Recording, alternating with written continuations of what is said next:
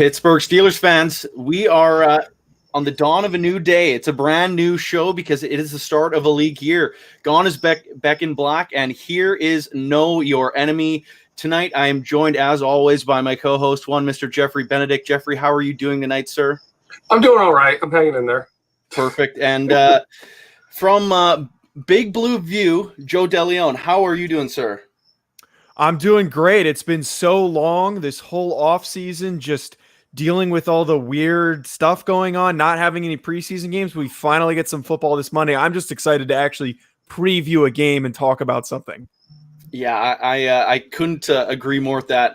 I'm, of course, deputy editor of BehindTheSteelCurtain.com, Michael Beck, and I only echo those sentiments. I'm super excited. Thursday night football tomorrow. We are ready to go. I can't wait for Monday night. So Geoffrey, I'll kick it over to you. Are you excited for football to be back as well? Very much so. Very much so. Partly because my job gets easier when there's actually things to write about. Now, Joe, just to learn a little bit about yourself before we get going here. What is your role with the Big Blue View, and if you could also touch on your time as a long snapper and where you're kind of hoping that leads to. So I am a podcast producer and host with Big Blue View. I host the Chris and Joe Show, which is the analysis show. We break everything down. We do scouting report, preview stuff each week, and then we also break down the film after the games. A lot of all that stuff, but the intricacies of the film, all of the good stuff that you want to hear, not so much the news that we cover. I also do a lot of stuff with the social media, as well as a lot of content on YouTube, a lot of videos and that stuff. So that you referenced the long snapper point about me. I played 4 years at the University of Rhode Island. I snapped all 4 years as a starter, and I'm currently an NFL free agent. Didn't get a ton of interest during this current draft cycle just because of the whole mess of things that we were talking about before we hopped in here. It was a little bit tough to get any traction or any attention with no pro days going on, but still living the dream and still trying to fight for that opportunity to possibly play in the NFL someday. That is awesome. We wish you the best of luck for that. Thank you. That's pretty exciting stuff. Might as well jump right into things here. First thing off the top here, what's the Giants' biggest strength heading into this game? The biggest thing that I've said pretty much this whole offseason with anybody that I've talked to, the defensive line has to be the strongest unit on this team. You just look at all those names across the board. They're all space eaters. They're all very good at diverting attention, not really getting sack production on the interior, but you have Dexter Lawrence, who is a tremendous defensive tackle, even though he's built like a nose tackle. Dalvin Tomlinson is one of the most underrated nose tackles in the NFL. His name doesn't really get talked about enough for what he does when it comes to taking away attention from guards and centers. And then even though Leonard Williams has not really performed to the way that we have really hoped since he came into the league with the Jets, he's still a very, very good defensive lineman. So all three of those guys, not to mention you have BJ Hill as a rotational piece, they're all very good with taking up space, making things easy for linebackers to move free, and then also opening things up for edge rushers. Perfect. Now, Geoffrey, Steelers, of course, it's rumored that David DeCastro will not be starting this game, battling a calf injury throughout training camp. Like Joe said, the strength of their team is their defensive line. Stefan Wisniewski is going to get his first start at right guard. Matt Filer's bouncing back in at left guard. Zach Banner was just named starting tackle. Could the Steelers' O-line struggle against that defensive front? I could see it. I think Wisniewski is going to be all right. He's a veteran. He knows what he's doing. But I think we could see struggles. For example, if Marquise Pouncey isn't doing better than he was last year, he's a little vulnerable. And like Joe said, they've got a pretty dang good nose tackle. If they can win the center of that line, it makes Ben Roethlisberger's life a lot harder. No kidding. Now, Geoffrey, rather, I'll get you to just say what the Steelers' strengths is and see if the Giants can combat that. What's the biggest strength on the Steelers roster? It's got to be the edge rushers. Bud Dupree and TJ Watt are they're absolutely in their prime right now. That's the big thing with this year is you got Bud Dupree in a contract year right after breaking out, and he looks phenomenal this camp. TJ Watt, as good as he was last year, rumors are he looks better. So he's still ascending. He's a defensive player of the year candidate. And those two can just take over the entire game. Right now, Joe, of course, first round pick, Andrew Thomas, going to be a tackle there. I believe on the other side, I'm blanking on the name, but a pick from a year ago, if I have that right, sophomore player. It's Cam Fleming that's going to be starting at right tackle, who is a veteran backup in the league. He played with the Cowboys most recently, so he knows Jason Garrett, and then he was also with the New England Patriots, so he knows Joe Judge. Has not really started, so he is going to be very vulnerable when facing TJ Watt. Right now, this matchup here, is that one you're worried about? Those two guys versus Watt and Dupree? Yeah, I mean, especially the TJ Watt Cam Fleming matchup. And I just recorded our preview show today, and we spent a majority of the show praising TJ Watt and what he does against pretty good right tackles. There were plays in the Indianapolis Colts game going against Braden Smith where he made him look silly, and he's supposed to be a very good right tackle. I watch what TJ Watt does, that signature rip move where he dips his shoulder and then comes right up. Nobody can counter that. I don't know if Cam Fleming can even handle that because he's barely played in this league. So even though I am a supporter of the Giants and I cover them, I am legitimately concerned about having to deal with TJ Watt. Now, on the other hand, with Bud Dupree, Andrew Thomas is going to get thrown into the fire going against a very good pass rusher, but I wouldn't be surprised if he has a decent day. He's going to give up some pressures. He might give up a sack, but if he stays consistent and doesn't get completely dominated, I think that's a huge win for a guy that didn't have any preseason games. Right now, Geoffrey and I were talking about this a little bit off air. When it comes to double teams, for me, I was thinking maybe Andrew Thomas gets that help, but then TJ Watt's someone that is going to be viewed highly as a potential defensive player of the year. What side's getting this double team? Is there a recipe for that, or see? I don't even know if double teaming is the right idea. My co-host Chris brought this up because the issue with that is you divert attention away with a guard, and then you still have Cam Hayward, Stephon Tuitt. You guys have really good interior defensive linemen, so you pick your poison. If you try to double team on one end, you're going to get killed from one gap or the other. The only thing I will say is I at least am willing to see what Andrew Thomas does against Bud Dupree. I have no idea what Cam Fleming is going to do against TJ Watt. I think that is going to be a much worse matchup than the Andrew Thomas versus Bud Dupree one. Right. Now, Geoffrey, I pose this to you. Stephon Tuitt's coming back. He was arguably the entire team's best player through 6 games last year. Could he have the same impact that he was bringing a year ago? Well, like Joe was saying, if you focus on TJ Watt, like teams were early in 2019, Stephon Tuitt's gonna just tear you apart. The year before that, 2018, with TJ over there, they were focusing more on Tuitt, and TJ spent the whole first part of the season just terrorizing teams. But when you look at their first 5-6 games, even though the stats individually are different, combined the two have very similar stats. So it basically depends on how you want to lose there. You're going to face trouble. But for Stephon Tuitt in this matchup, I don't see him having a great day simply because right guard Kevin Zeitler has seen him. Like that guy, he was a Brown, he was a Bengal. He knows Stephon Tuitt. He knows Cameron Hayward. He knows what they're in for. So I think the interior line, they can handle what the Steelers are bringing there. It's the question, like he said, is if they have to focus too much on stopping TJ Watt, that's going to open everything up then. Right now, all that might not matter too much because Mr. Saquon Barkley is one of the most special talents in the NFL. Joe, I pose this to you first. Can he completely take this game over and bring a win home with him at game's end? Yeah, I think that Saquon Barkley is one of the few unique running backs in the NFL that, despite the matchup, can always take over a game. It just all depends on how you properly scheme against him. You see lackluster and average defenses like the Jets able to completely take him out of the game, but he'll still have big performances against quality defenses.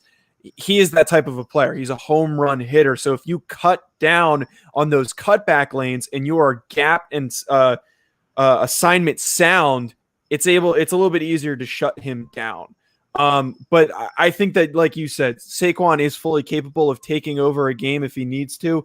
But if you shut down any opportunities for him to run the ball in any available lanes and you force Daniel Jones to possibly throw too much, it could be a little bit easier than it sounds. Right. Now, Geoffrey, how are the Steelers going to try to slow down Barkley? I think, like you said, like they've done a really good job of gap integrity. I'm really interested to see. I don't know how Andrew Thomas is at run defense, but Bud Dupree has been just last year came on as an absolute monster and against the run. TJ Watt is really good crashing inside. So normally you'd expect Saquon Barkley to take kind of an inside run, break it outside approach, but the Steelers can handle that. Like they were underrated in run defense last year, even though they faced a lot of run plays with their offense being so bad. But I do think the Steelers can handle Saquon Barkley in the run game, at least slow him down. Like if he's not breaking long runs and killing you there, then you can still win this game. Like he'd have to really dominate. And I think we can do that with Devin Bush and Terrell Edmonds. We got a lot of speed in the backfield. We got a lot of speed to run him down if he does break free. So the one question I have is what he can do in the passing game when the Steelers have gotten rid of Mark Barron and are planning on using veteran Vince Williams, who is not, athletic. He's not going to be running with Saquon Barkley, and their tight end is Evan Ingram. And that's kind of a matchup issue for the Steelers if they plan on putting Vince Williams out there. Yeah, I was going to say Evan Ingram is probably like the X factor of this game for me.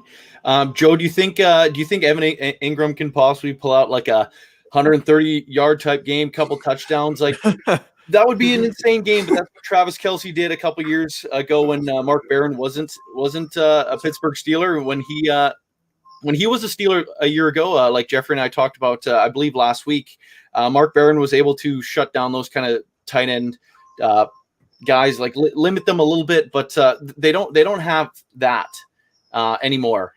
Can Evan Ingram have a game like that?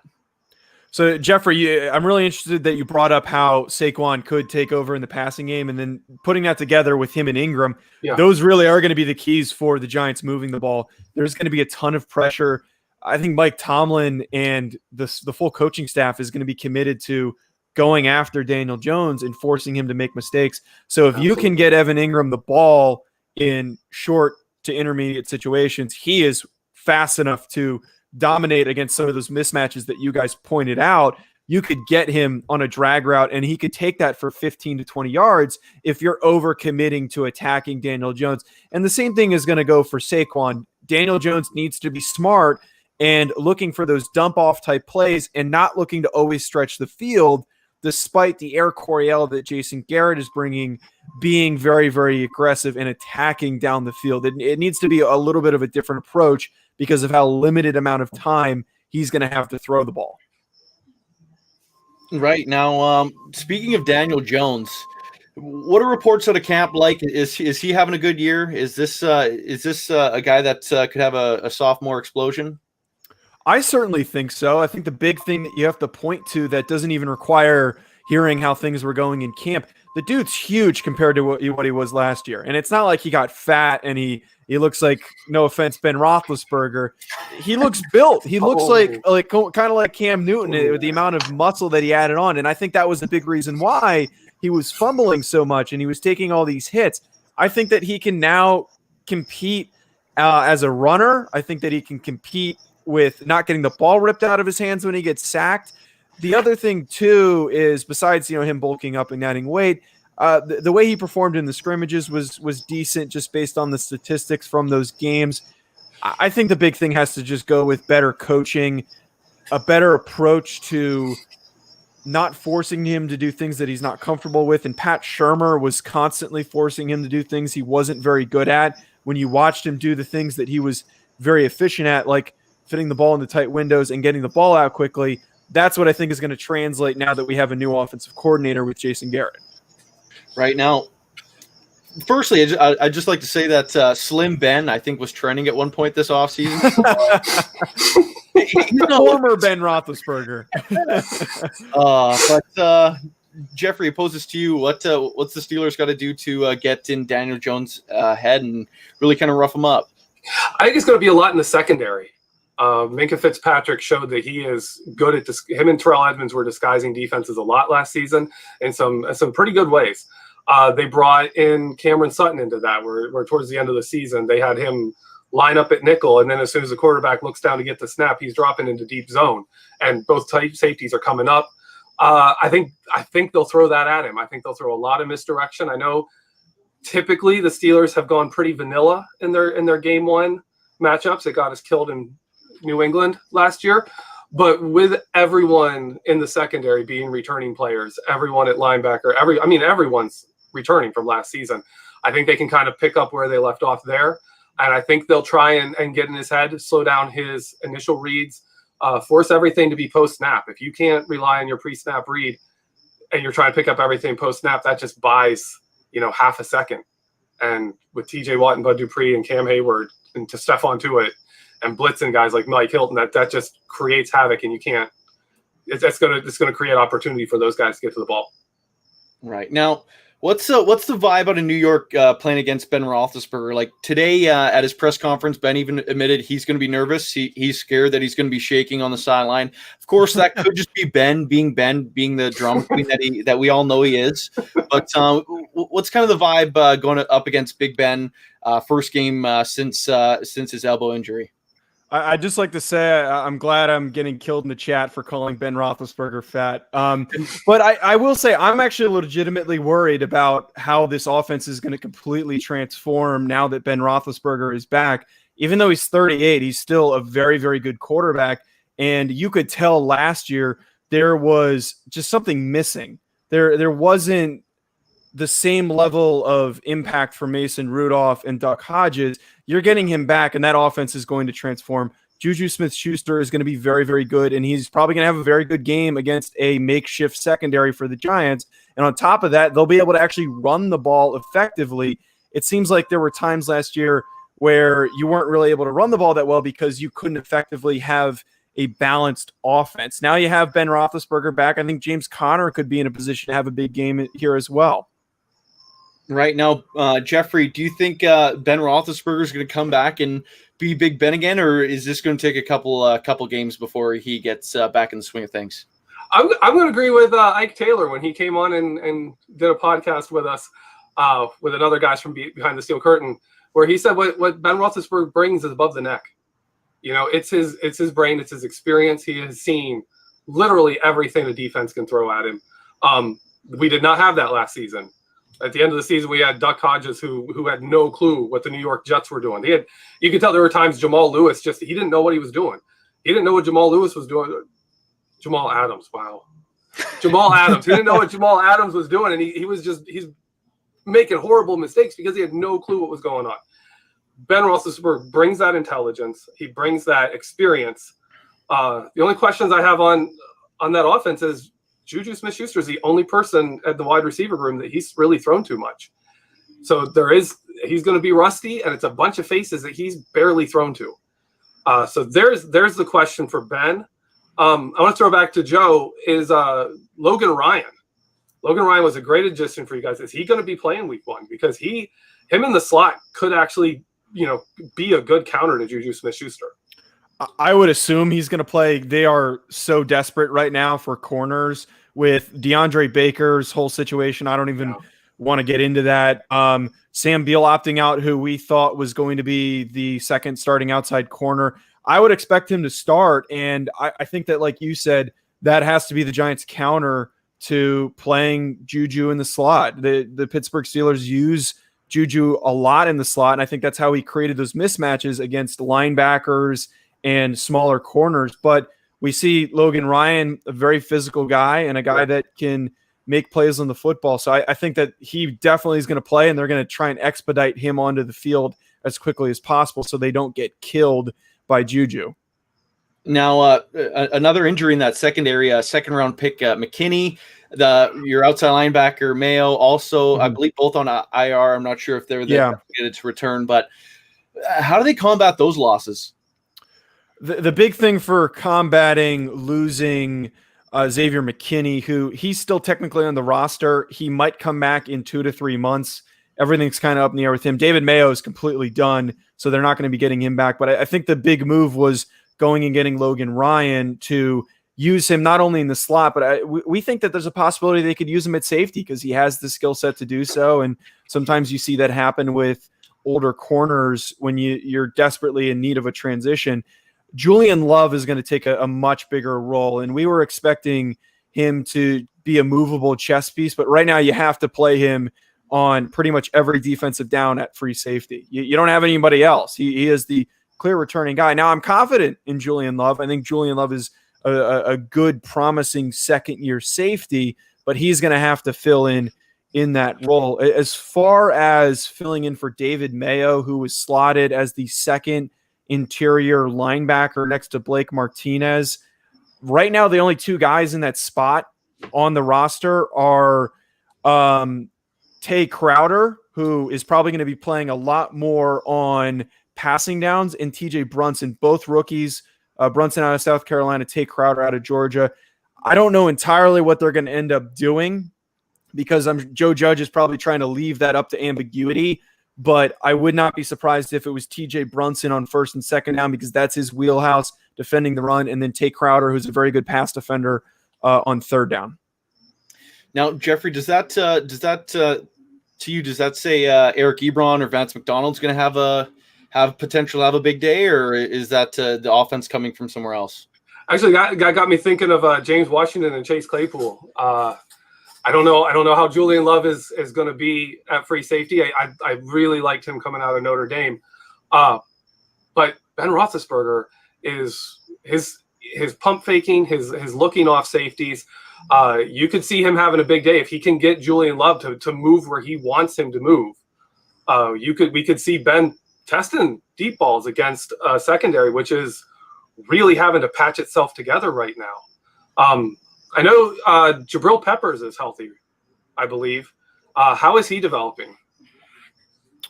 Yeah, he is healthy. They got him back after dealing with those back injuries last year that took him out a ton. I think he's developing well. He's a very good athlete. He's exactly what Patrick Graham needs in a safety for his defense. He uses a multiple front, so he will shift things around. There will be some instances in passing situations where he might only have 2 down linemen and a ton of linebackers and safeties out there. So I think that he's the perfect guy for that he can come down, play in the box. He played as a linebacker at Michigan, basically, and he's also good enough of an athlete to play in space. So I think Jabril Peppers could be primed for a progressive step forward in this next season, second season with the Giants. Now, if I can follow up, I think Peppers has a chance to be a big play in this game because I don't know your other linebackers. But I know there's been a lot of turnover there. Mm-hmm. Do you have much in the way of linebackers that can cover, or is it Jabril Peppers going to take on a bigger role in facing guys like Vance McDonald and Eric Ebron, who are more athletic at tight end? I would expect Jabril Peppers to probably be covering those tight ends because the outside linebackers that the Giants have are more so pass rushers. Lorenzo Carter is one that maybe could have a different role than previously with a new defensive coordinator. He was more of a space linebacker, a off-ball linebacker at Georgia. The Giants tried to transition him to a pass rusher. That didn't work as well as we had hoped. So we think that me and Chris, who I do my show with, we think that he might be a little bit more off-ball, a little bit less rush the passer. And he's fast enough to run with Eric Ebron and Vance McDonald if they needed to. So I wouldn't be shocked if that happens. That's a possibility, but it's probably going to be mostly Jabril. I think this is going to be a question that probably runs on throughout the season because both Geoffrey and myself are pretty big fans of the Steelers' second-round pick, Chase Claypool. He's 6'4", 4'2". He was kind of like the star of the combine, and I know we haven't seen him in the preseason, but he's probably the Steelers' most likely over-the-top threat. Would Peppers have to follow him, or is there someone else that would probably those duties fall to? So I will say when I was doing my draft evaluations, I was a huge fan of Chase Claypool as well. I'm a Notre Dame fan, so I am excited to see what he can do in the NFL, and I'm hearing very good things coming out of a camp for you guys that he could be really, really good. I think that if you have Logan Ryan playing in the slot on Juju, and Juju's playing a lot in the slot, it's definitely going to be James Bradbury going against Chase Claypool, especially if he gets hot early and Claypool's playing outside at X. They're probably going to put James Bradbury on him one-on-one, which is going to be a very tough first matchup for Chase Claypool because James Bradbury has had quality games against the NFC South, which is Mike Evans, Julio Jones, Michael Thomas. It's not an easy group that he has to face against, and now he gets to face a rookie essentially in this game. We'll jump over to some of the questions in the live chat here that we got some coming up. Donald Nolan asking who's having a better year, James Conner or Saquon Barkley. I think I have an answer for that. Joe, why don't you take that one first? I'm going to put a small anecdote on this, or a small bullet point asterisk, if you will.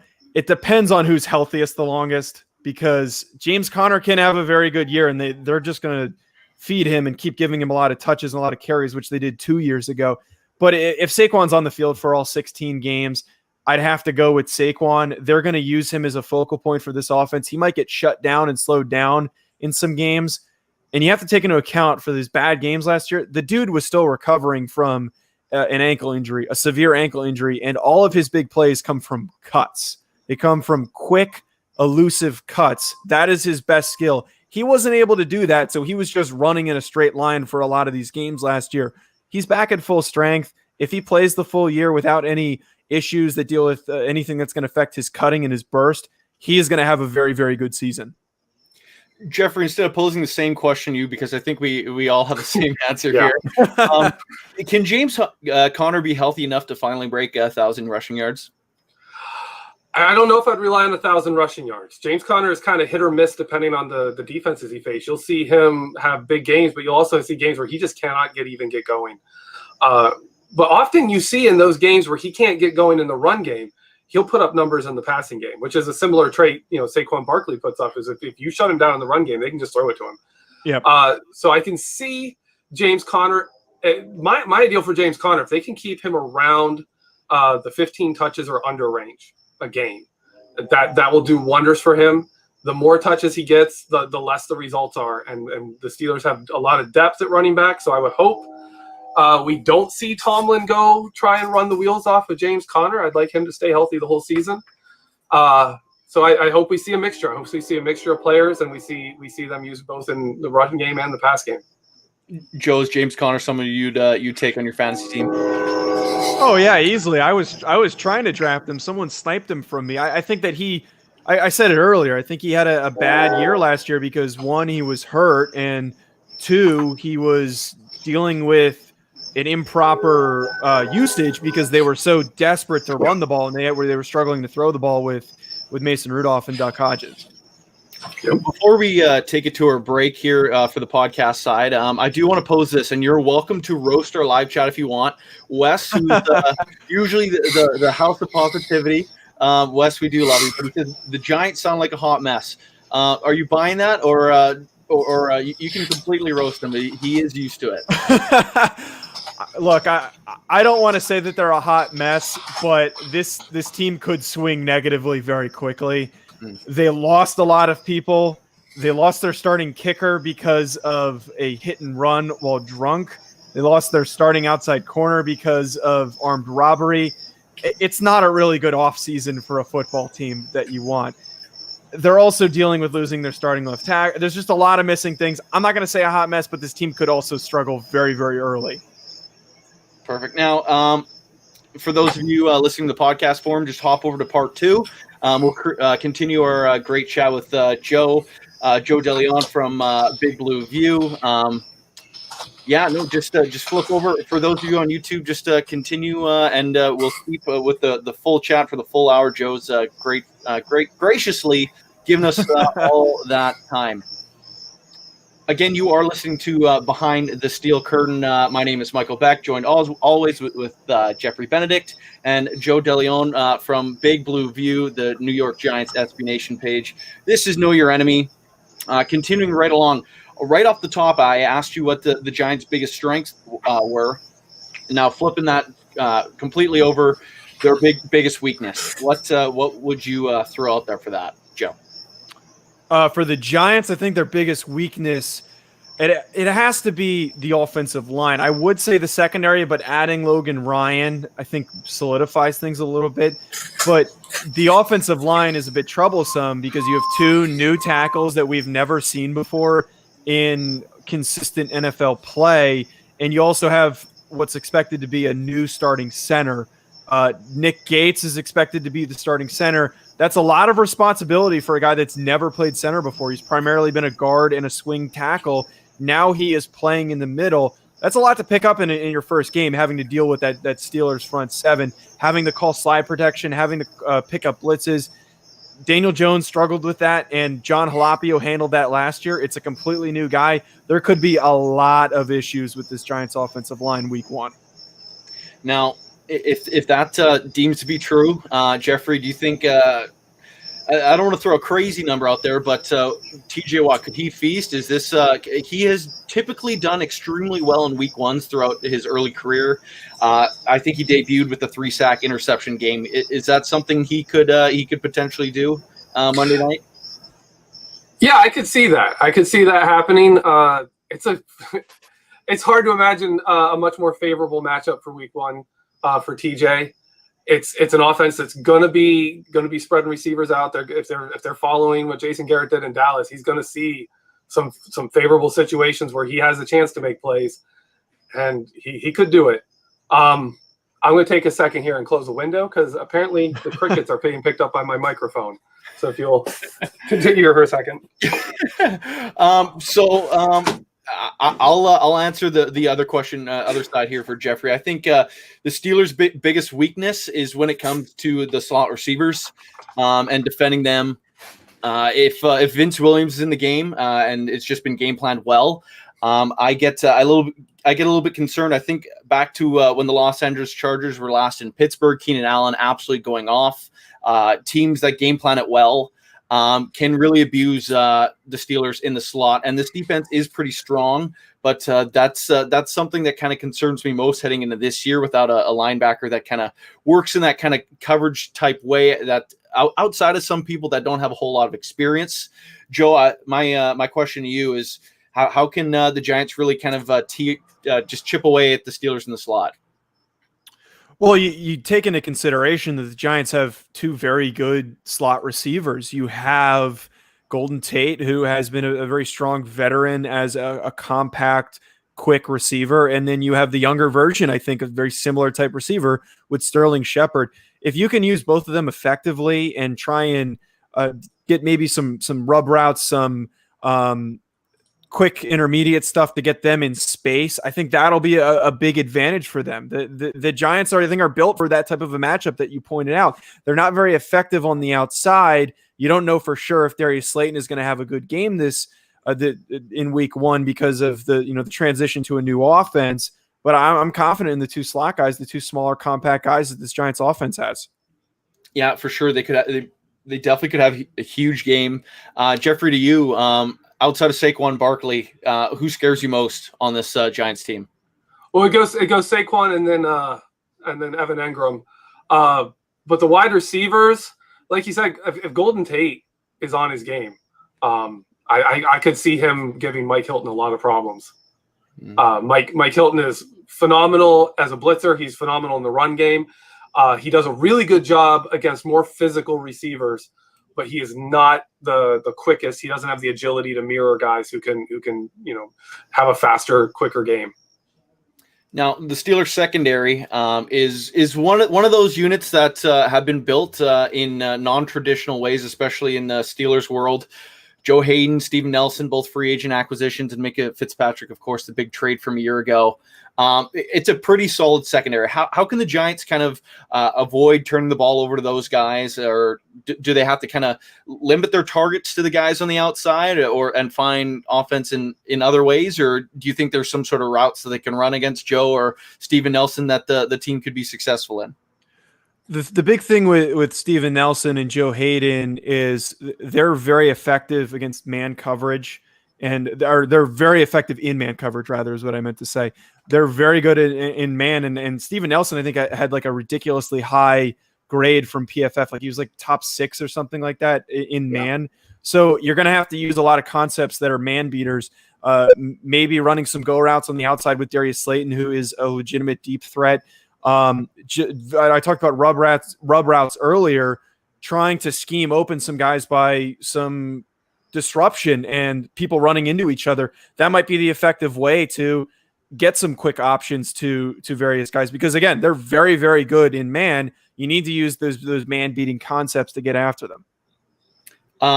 Quickly jump over. We got a super chat here from Sean Manahan. He puts $2 in the tip jar and asked, do the Giants pass to set up the run or vice versa? I think that this team is very run oriented because of Saquon Barkley, and the Steelers are going to be very aggressive, I would assume, in trying to shut down Saquon, like I've already talked about so far on here. They're going to set up a lot of play action with getting him some early touches. Last year with Pat Shurmur and the year before that, they were very ineffective with properly using him. They were running the ball on first and 10, and then 2nd and 8, and then not picking up any yards. I think they're going to be a lot more creative with getting him the ball through the running game, and that stuff's going to open up the field. If they can get a couple good chunk plays from Saquon, get him in space, I think that you'll be able to throw the ball much more effectively. If you come out throwing the ball, it's going to be a very, very slow day for the offense. Geoffrey, I'm going to pose you the same question. Sean's getting a 2-for-1 here. Did the Steelers run to set up the pass, or do they pass to set up the run? I think the Steelers are going to see them do a similar game plan to what they did in 2018. They're going to pass a lot, but they're going to involve the running backs. They're going to involve the running backs a lot in the passing game. Just give Ben easy targets, get him out in space. James Conner, if you can get him in space, he is deadly. We saw that last year where he just fell apart when they were clear out in the box and running him into walls of people. And Benny Snell matched his production. James Conner's not the same guy when he doesn't have that space. When you spread out the field, like 2018, he's deadly. And if you can get him outside, get him where he's dealing with defensive backs, he can put a hurt to him and break some tackles too. So I think we're going to see a lot of setting up the wide receivers with the running backs, whether it's passing the running backs or running. Now, I think both Geoffrey and I were looking at the same article on Big Blue View earlier today. I posed a question to Giants fans. If you could take one player off the Steelers roster, who would you take? TJ Watt obviously being the overwhelming favorite. Taking him out of the mix, what's the one guy on the Steelers team that you'd want in New York Blue? Oh, that's easy. I would take Minkah Fitzpatrick. We're down a safety with no Xavier McKinney. If you put Minkah Fitzpatrick back there roaming, he has been a huge upgrade and took your defense to the next level last year. He can take any defense to the next level. So without a doubt, I would take Minkah Fitzpatrick. Would you take him over TJ Watt? Or would you agree with the most fans that go with TJ Watt? I would still go with TJ Watt. As much as a fan of Minkah as I am, the fact that the Giants don't have a premier pass rusher, I know that if they had TJ Watt, if he was paired with a similarly built interior defensive line, I think he could have very, very good production in New York. Now, for 1 second, if I can step away from talking about Monday's game, but to keep it between Steelers-Giants, of course, Eli Manning just retired. Ben Roethlisberger, also from that pretty outstanding 2004 draft class. Both have 2 rings. If you could take the legacy of one guy, and the live chat could kill you or become your best friend right here, who would you take? So wait, can you rephrase that? Like, are you saying like who would I get rid of, or? No. Like, if you're putting the legacy of both guys up right now at this point in their career, okay, Eli just retiring, Ben, of course, still going, yes. But as of right now, who's kind of had the more illustrious career? Okay, I see what you're saying. Well, I'm gonna get killed for this regardless. If I pick Eli, a bunch of Steelers fans are gonna get mad at me.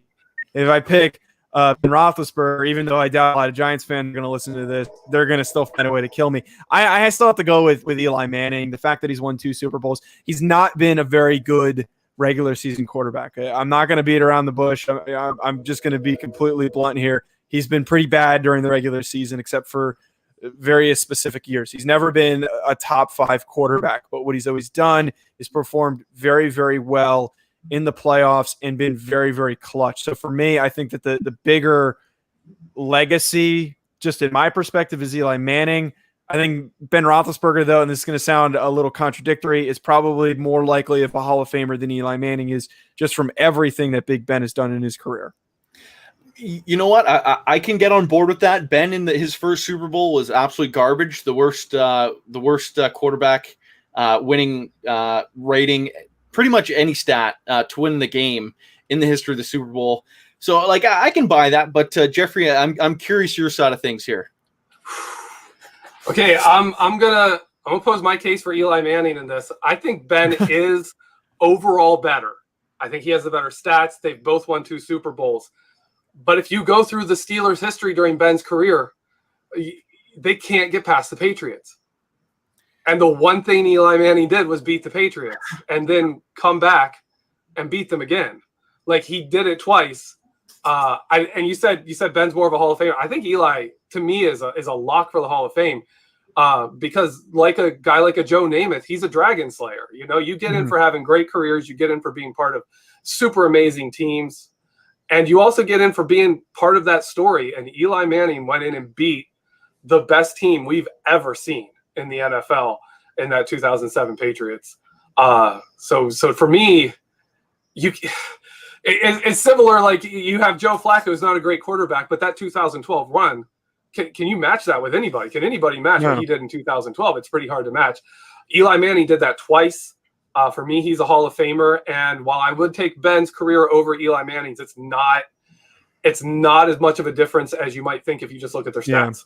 And I think it's kind of opposites here. And you kind of just pointed this out. You got one guy that has statistically done very, very well throughout his career consistently. And the Steelers, when in his time as a starter, has been a very good, consistent team during the regular season.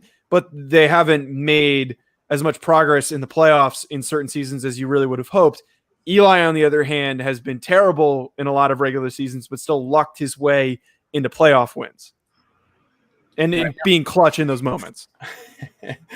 Bringing things back around to Monday's game, and where I sit on these things, like I think I will answer that. I think I have to agree with the Eli side because of especially what Geoffrey said when it comes to those the Titan Slayer that Eli was going up against the Patriots and how the Steelers kind of failed, and that might have probably kept him away from at least playing in another Super Bowl, especially 2017, the Jesse James catch year, non-catch I suppose I should say, but. Legacy-wise, I think that is pretty big. The one team that consistently knocked off the best team of the 2000s were the Giants. And the Steelers kind of failed to do that. So I can totally get behind that. Bringing things all the way back to Monday now, I want to ask you guys about the X factors of the game. Joe, I will start with you. What's like your biggest X factor throughout this entire process here? If Daniel Jones does not turn the ball over, that is the X factor for the New York Giants. If he has a clean day and does not have any fumbles, throw any bad interceptions, that is what will keep them in the game. Now, I'm not saying that's going to win them the football game, but if he doesn't turn the ball over, this could be a one-possession football game. I'm making it sound easier than it will be by just saying it. It's going to be a hard task, but I think that's the big X factor for me. It is in New York, so that I guess the whole home field advantage is going to be really weird this year. But back over to Geoffrey on this one. Biggest X factor, Steelers side. The guy we've talked about the least, Minkah Fitzpatrick, and like Joe said, if they can avoid turnovers, you know they can keep this game close because you're asking Ben Roethlisberger, his first game back from missing a season with a bunch of guys he's not used to throwing to really pull out the game for you. But Minkah Fitzpatrick, man, that gets really hard. If the Steelers can contain Saquon Barkley, then they're gonna make and get a lead. They're gonna make, Daniel Jones throw, and that's where Minkah Fitzpatrick comes in to play. And like I would agree with him. If the X factor for the Giants is don't give up interceptions, don't give up turnovers, and the X factor for the Steelers is Minkah Fitzpatrick enforcing those turnovers. Speaking of Minkah Fitzpatrick, I do want to answer Black Power's question. What the heck is that orange and black jersey? It's actually not black. It's white, and it's Minkah Fitzpatrick Dolphins jersey. Oh, So, there you go, tying those things all the way back together. Because when he got traded to the team, that became like a $30 jersey, which was really cool. So instead of sweating whether or not he was wearing 39, went with the extremely cheap Dolphins jersey. So that's the answer to that one. But we also got a super chat option here again from Sean. He puts $2 in the tip jar again. Thanks again, Sean, for that. He says, which team do you as a Giants fan get most up for? Oh man, this is a tough question. Oh wow, I've never even reconsidered this. What were we going to say? I can chime in for you and tell you Philly is a great answer. Wait, actually, I need a clarification here. What do you think? What does Sean mean by get up for? Like, does it mean like root against or root for? Because like I'm a little bit off on the wording here. No, who's your biggest? I'd say who's your biggest rival? Like for Steelers fans, like we hate the Browns, but man, the Ravens games. You know, you're getting pumped for that game. Okay. I misunderstood the wording for that. Either the Eagles or the Cowboys. I don't think that either one is more of a rival than the other, but playing either of them and losing to either of them just sucks. I can't say the Redskins because they haven't been good for a very long time, and they're very rarely good for extended periods of time. It's always the Eagles or the Cowboys that tend to ruin things when the Giants are doing well. Yeah, we don't like either of those teams. Yeah, no, I think if we can agree on anything today, it's that we probably both hate the Dallas Cowboys. So, talking about those X factors again, Geoffrey, I posed you the question. Joe did say that Daniel Jones, if he doesn't turn the ball over, one score game. Do you think Daniel Jones can do just that? I don't. Oh, I don't know if he'll throw interceptions, but I think TJ Watt's going to get a strip sack. I have a feeling that's happening. Like it's gonna happen. They're gonna get to him. And even if they're able to avoid Minkah Fitzpatrick, you still have Devin Bush. It's gonna be a really tough game. I could see Devin Bush coming away with an interception, especially if the Steelers are able to get a good lead going, get things going on offense, and keep Saquon Barkley under wraps. If you see the Giants having to start taking more chances, you're gonna see turnovers. Right. Now, Geoffrey's his X factor was Minkah Fitzpatrick. How can the Giants avoid the All-Pro safety? Maybe baiting him into the box a little bit more. If you're willing to run the ball and commit to running the ball early and you're doing it effectively, you're going to have to force him to come play down a little bit more. You can't have him over the top the entire game if you need that extra run support. So running the ball effectively, getting good rushing lanes, and picking up good chunk yardage. You can't just get 3-yard gains. That's effective in moving the ball, but if you want to get the Steelers defense to commit desperately to stop Saquon, you need those 7, 8, 15-yard rushing gains to then open up the back end of the secondary. This is going to eat away at me if we don't ask this question here in the live chat. I had a feeling that was coming. Yeah. 2007 Giants defense or the 2008 Steelers defense? Who are you picking? I mean, again, I have to pick the Giants because I'm a Giants fan. I'm the most familiar with this Giants defense. That defensive line and that pass rush group and just in general, that full defense that they had in 2008 was so good. So I'm going to go with that defense. They were very, very good. Geoffrey? I'll agree with him on one thing. That 2007 front four was insane. They just took over entire games, just 4 of them, which is what we're hoping we see with the Steelers' defensive front this year. I have to go. I mean, 2008 Steelers. That's James Ferrier. That's Woodley and Harrison in their prime. That's Troy Polamalu just causing havoc. That's one of the great defenses of all time. That's an easy choice for me. Yeah, that 2008 Steelers defense is a pretty deadly unit. As we continue along here, I think, Geoffrey, I'll pose to you if you have any questions for Joe before we hit the live chat, and then we can let Joe plug whatever he's got going on when we get out. But Geoffrey, I swing things over to you. Do you got any questions? I think we asked all the ones I had. All the ones I had thought of, we already covered. Now we do have a few questions in the live chat here. Let me scroll back up because a few disappeared. Where was it? First score of the game. Yeah, this was the one here from Donald Nolan. Who scores the first touchdown of the game? Either team. This is more of one of those betting questions. But Joe, we'll start with you. Who you feeling here? I'm betting the Pittsburgh Steelers get this first score. If the Giants are going to stay close in this game, they're going to have to be not climbing back into it, but it's going to be a lot of counter moves. I would not be shocked if the Steelers picked up an early 14-0, 10-0 lead. Now, I think the question in itself is also asking who the player specific. Oh, you want specifics? If you could name a specific player, like that's one of those. You're putting $10 down, the complete the dartboard bet right off the top. But if you had to pick one player, who's reaching the end zone first? That's a tough one. I think that the Steelers are not going to burn the Giants on this first drive, so I don't think it's going to be a receiver for some big gain. I don't think it's going to be Juju or Deontay Johnson or any of those guys. It's probably going to be James Conner in the red zone for a short yardage pickup, tumbling into the end zone kind of thing. I think that first drive is going to be a lot of, slow moving, chugging forward kind of thing, and they'll end up scoring at the end of the drive. And then maybe things open up a little bit because this is the first live action we're getting of the season. Geoffrey, who's scoring first? I've consistently said it's going to be the defense. I think the first touchdown for the Steelers this year is going to be defense, and I'm going with Devin Bush because he shows a knack for finding when the ball is loose, he finds it. That is true, and I will back him up. He has been saying that for weeks. We will get a couple here from the live chat.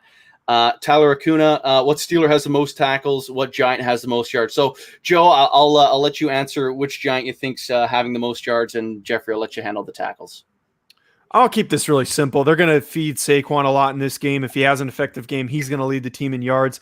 A possible dark horse, Darius Slayton. We don't really know for sure how much of an impact he could have with this new offense. I wouldn't be shocked if he has a couple big passing receptions, like a 20 or a 30-yard pickup, because he is the Giants' deep threat. So either of those guys, I think, are going to be in the mix.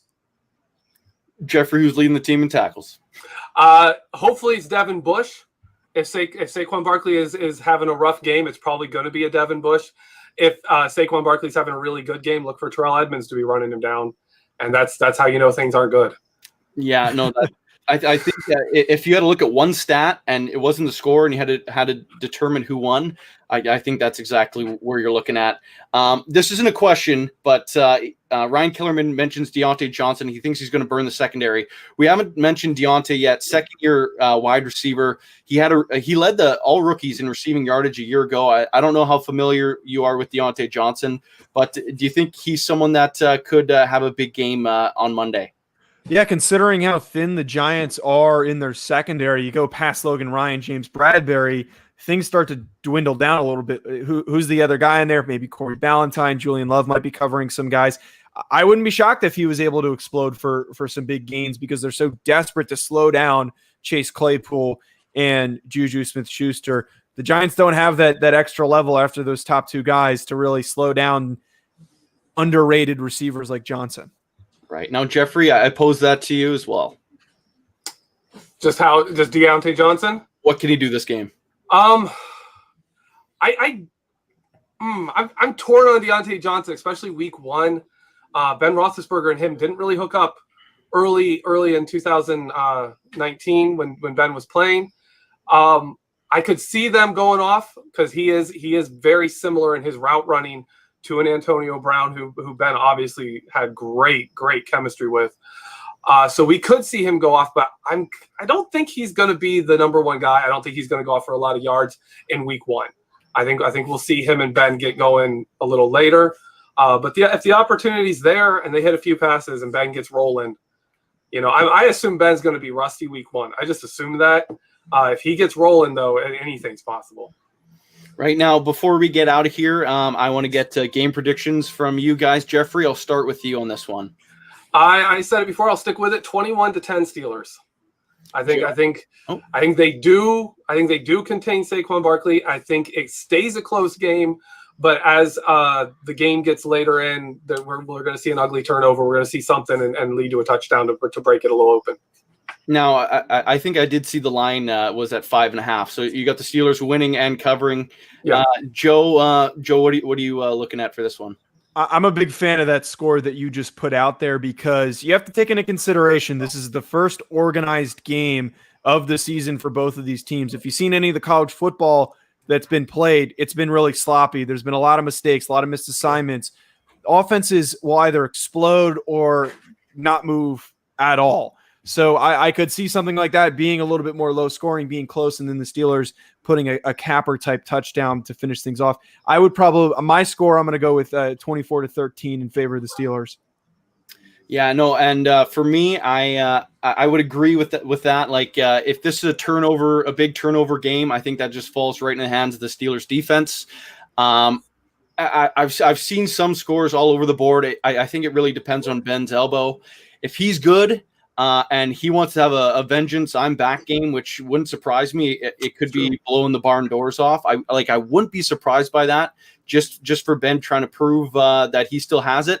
But I do expect some rust and some nerves, like he claims that there are. I'm going with 24-16.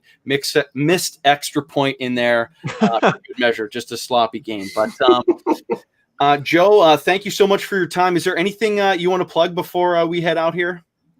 Yeah, super quick. Follow me on Twitter, guys. I don't just cover the Giants. I also cover the NFL draft and college football. So if you want to follow me at Joe Deleone, it's spelled as my name is listed below. And also, this doesn't really apply to you guys, but if you want to read any Giants stuff for the upcoming week, just to get to know the team better and the matchup better, go to bigblueview.com. And Joe, we're definitely cheering for you to hopefully make in the league as a long snapper. Thank you. That is definitely a super cool story, and obviously this is a really weird offseason to try to make that all work. So we are pulling for you. Thank you for coming on with us tonight. You'll see Geoffrey and myself back here again next week, breaking down the Broncos. I will be on solo Tuesday morning after the Monday night game, so you can check that out on the podcast platform. This is the first edition of Know Your Enemy for the 2020 season. Football is back tomorrow, Thursday night. I can't wait. I'm super excited. I know you guys are too. So thanks again, Joe, Geoffrey, as always. And as we head out here, as always, we end it with tune in, tell a friend, and subscribe. You guys have a great